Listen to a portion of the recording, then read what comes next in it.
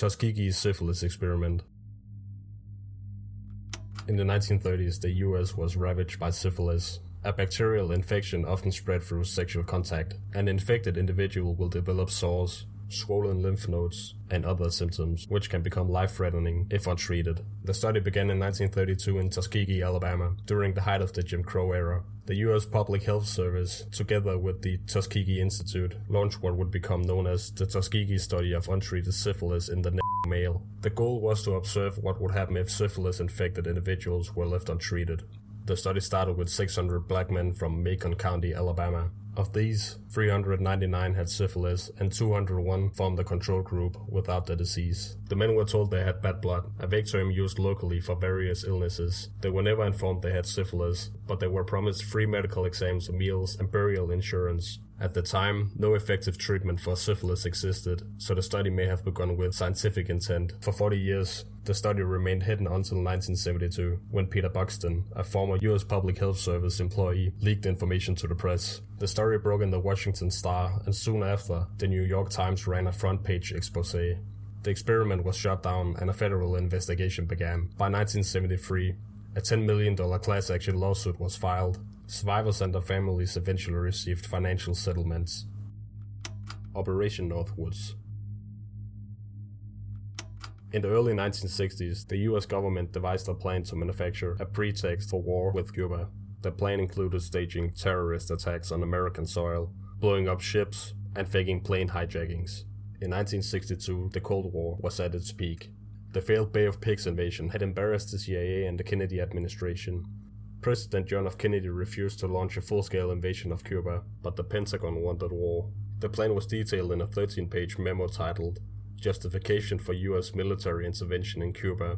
It was presented to Secretary of Defense Robert McNamara on March 13, 1962, by General Lyman Lemnitzer. Fortunately, President Kennedy and McNamara rejected the proposal. Shortly after, General Lemnitzer was removed as the chairman of the Joint Chiefs, though he was later reassigned as NATO Supreme Allied Commander. Operation Northwoods remained secret until 1997, when the Assassination Records Review Board declassified thousands of government documents.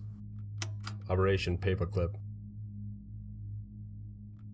After the Second World War, the world was trying to recover from the horrors of the Nazi war machine. Nazi Germany had some of the best scientists and military technology on Earth. What followed was Operation Paperclip, a secret program to recruit Nazi scientists, forge backstories for them, and bring them to America. More than 1,600 German scientists and their families were secretly brought to the United States between 1945 and the 1950s. Probably the most famous one was Werner von Braun, a former SS officer and key architect of the V-2 rocket. Despite working in facilities that used slave labor, he was brought to the US and later led NASA's Saturn V program.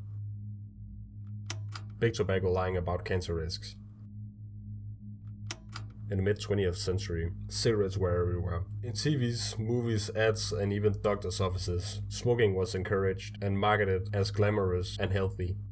In 1954, the Tobacco Industry Research Committee published a full-page ad, a frank statement to cigarette smokers. The ad claimed there was no conclusive proof that smoking caused cancer and promised to support independent research.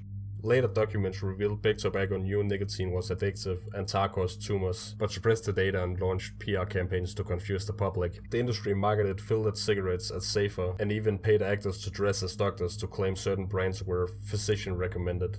In 1994, top executives from 7 of the largest tobacco companies testified before Congress, swearing under oath that they did not believe nicotine was addictive. By 1998, the Master Settlement Agreement forced Big Tobacco to pay the largest corporate settlement in history, $206 billion. They were banned from marketing to children and had to fund anti-smoking campaigns.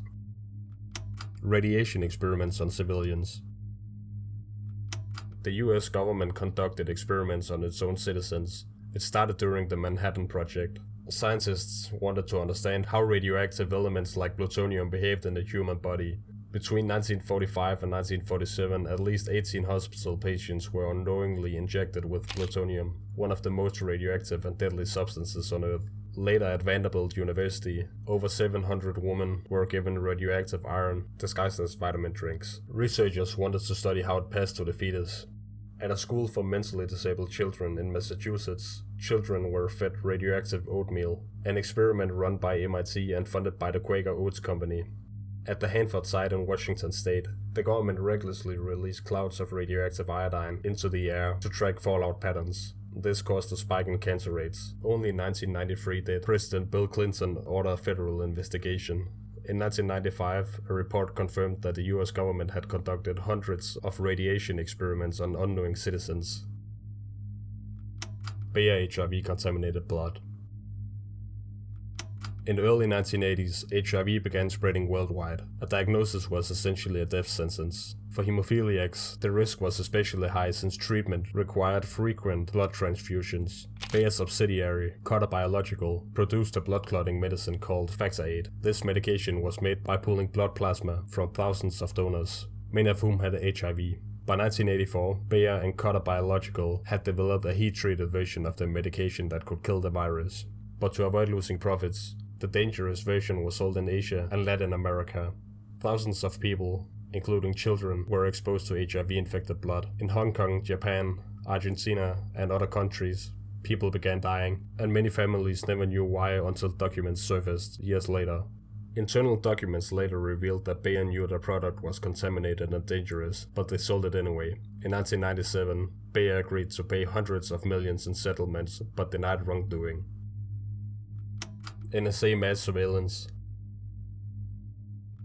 In the aftermath of 9/11, the Bush administration launched a series of covert operations in the name of national security. This led to a massive expansion of the National Security Agency's capabilities. Using the newly passed Patriot Act, the NSA, along with the FBI and major telecom companies, began collecting massive amounts of data on millions of Americans. Information such as calls, locations, who you called, when, and for how long was collected and stored in secret. Then came PRISM, a program that gave the NSA access to the servers of companies like Google, Facebook, Apple, and Microsoft. Emails, photos, messages, and cloud files were collected without users' knowledge. Another program, X-Keyscore, gave NSA analysts the power to search through global internet traffic in real time without court orders or warrants.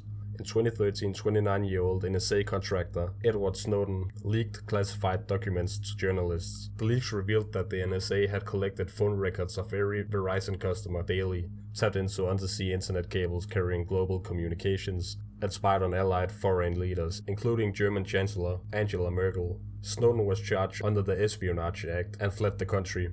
In 2015, the Freedom Act was passed, placing limits on the NSA's bulk data collection. Project MKUltra. In the 1950s, as the Cold War escalated, the United States government became convinced that the Soviet Union, China, and North Korea were developing brainwashing and psychological manipulation techniques. In response, CIA Director Allen Dulles authorized a secret program called MKUltra. Led by chemist Sidney Gottlieb, the program explored and exploited mind control techniques by any means necessary. The CIA saw LSD, a psychedelic drug first discovered by Albert Hofmann in 1938, as a potential truth serum or brainwashing tool. It was administered to CIA agents, military personnel, prisoners, prostitutes, mental patients, and unsuspecting civilians, including the homeless, often without their knowledge or consent. Subjects of Project MKUltra were placed in dark rooms, restrained, and blindfolded for days. Combined with drugs, it was believed to induce mental breakdowns and make the subjects more suggestible.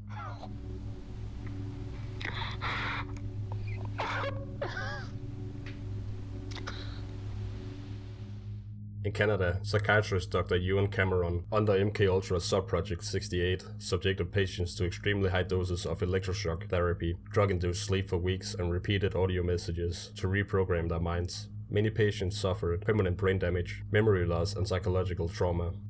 By the early 1970s, MKUltra was shut down. CIA Director Richard Helms ordered the destruction of many MKUltra documents, fearing exposure. Not all documents were destroyed. By 1975, a Senate committee led by Senator Frank Church, along with the Rockefeller Commission, began investigating abuses by U.S. intelligence agencies. Through a Freedom of Information Act request, over 20,000 pages of documents were uncovered, revealing details about the program. CIA officials testified during hearings. Victims came forward, some sued the government, and the program was publicly condemned, though no high-ranking officials were prosecuted.